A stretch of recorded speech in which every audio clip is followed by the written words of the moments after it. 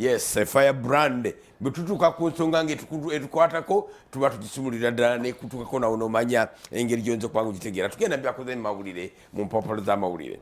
Tulina wano mu maaso ga Full Popular Daily Monitor nga bagamba Street Boys Gang terrorizing the city. Teri akabinja kaba gangs ziterrorizinga ekibuga kino tekikirizika ojja kubala mu Popular Daily Monitor nga tekikirizika baba kubideka. Police say arrested gang members linked to at least 20 recent violent robberies around Kampala have named people in the city center to whom they allegedly sell stolen items including flat television sets, laptops, mobile phones, electronic gadgets n'ebiringa ebyo. Nti kabinja kanene era ke kali mu kubutemu n'obubbi obw'obutemu the robbery kuba kubba nga kulimu n'okuyiwa omusaayi n'okumenya bagamba nti abaana bano abakwatiddwa be babadde nga bakwatibwako emisango oba emisango nga 20 egiziddwa mu kibuga Kampala ojja kubanga obategerako mpola mpola. Ekifo kinuma abaana bakwatibwa ne bateebwa. Ne bakwatibwa omuntu ogwokubiri ne bateebwa. Ne bakwatibwa omuntu ogwokusatu mu kikola kye kimu ne bateebwa. Bana tusaba police tuyambe ne court. Ono nabagamba no bakubye mawulire nti ono abawutta yali akuuma Nampiima. Si yali amukuuma. Yali akuuma estate. Tutegeragana. Estate security person abeerawo. Yubazimbanga wali era nasigala nga yalabirira ekifo ekyo. Kati bamuleta crime, scene of crime. Nefuna chance to go there to see the man who killed my neighbor, my friend Muzeyi Matia. Nampiima n'agamba naye ekyasinga okuneewunyisa nakuba essimu ya wa police atwala ekitundu kino nga teriiko. Nenkubira essimu ya operations nga teriiko. Yakubira abantu basatu abantu badde bajja immediate action. Essimu teziriiko. Nga teziriiko. Yakikomyawo naye abazungu waliwo kye bayita insinuation. Nti oyogera ekigambo ng'olina kyotegeeza. Naddala bw'obanga oli wa munda. Ng'oli wa munda. Kiringa ekitegeeza nti abakulu bayinza okuba babeera mu lukwe. Simanyi lwaki bana bateebwa. Naye ye atambagezi ge crime gali faster than mine. Omanyi nina cases zentunuulidde ezirimu obubbi. Lindako Robert kyo kiddako ekyo. N'agenda n'alipotinga ku poliisi etwala ekitundu ekyo. Kumakya nga scene of crime ekyali protected bulungi naye nga alina okutwala omusajja ono eyakubiddwa mu ddwaliro. Poliisi yagireportingira kumakya ng'obudde bwakakya ssaawa emu.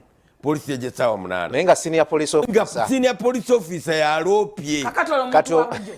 Kali kamukujje bw'obanga obuzibu bukutte kugwe. Ekituufu kyo kiri nti poliisi bintu bingi byerina okwetereeza mu kubanga abamu ku bantu bano era ekiremesezaawo abantu bano olumu si kooti naye ne poliisi yennyini mubamu si bonna mulimu abakwatagana n'abantu bano. Okimanyi nti omuntu ng'ono bagenda omukwata nga abamu bategeezeddwa dda nti bajja kukwata nakirabako mirembe gya kirumira. Nti waliwo gwakinyumya nti ganga bazigamba waliwo ganga yali egenda okukwatibwa wano ku popopo. Njukira solo eyo nti bazigamba babatemyako nti bajja tujjaawo. Naye SPD mwebuuzeeko ekintu kino nga bwe tuli mu Musunsuzi. Buli lunaku abantu abasoba mu 10 babbibwa amasimu. Bino ebyokunyakula essimu, okunyakula essimu. Ekituufu kiri nti essimu zino baziteekawa. Kyekiremesa wano waffe wano wennyini. Kyekiremesa poliisi okukwata amasimu bano gye bagatunda. Poliisi tuli ku nnyindo. Kirumira bwe yabakwata abaali babba amasimu ku kupa baamukyusa. Mukama muwummuze mirembe. Ye gye bagatunda olowooza wanjawulo nnyo. Bateekako nga balina bagundi be baguza balinga ekibuga kirimu kamera. Si bangi.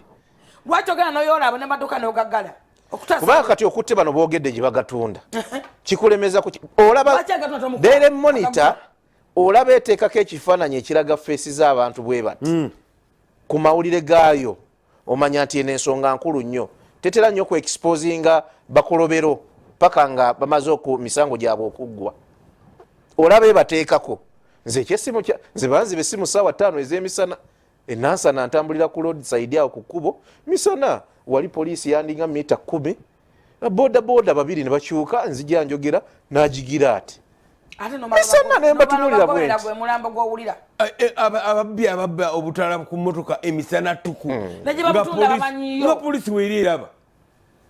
No, police, we are not against abantu anybody. bagenda mu kuziika ng'oli ayagala agenze kuziika ate atule mu motoka ye ati ogivaamu bayinza ogitwala kwegamba n'ogenda ku mukolo n'obeera ku bunkenke bunkenke buli kaseera kuwuliza obeera bwoti n'omugwe tomulaba obeera bwoti Actually, tetukyagenda ku mikolo nze tebaba presigenda akodio kenkozesa wemparking anfunawo a security n'osasula oyo osobola n'omusasula nga yennyini yo munyakuzi mugamba ssebo nkumire emmotoka eno kosinga wa poliisi naye olaba omukyala wakaduuka opakinga nogamba bulaba asemberera emmotoka eyo kubenduulu nga sinze kubenduulu mubbi era bwenvaayo ate nga muwaka package katasubira muwaka omutwalo nagamba nga takkiriza nti ozimusasule naye nga abakuwonyeza basulula ettaala limu ne bagamba miliyoni 2 kituufu therefore omutwalo ekinduma omwana ettaala akunyudde ayitunda 10,000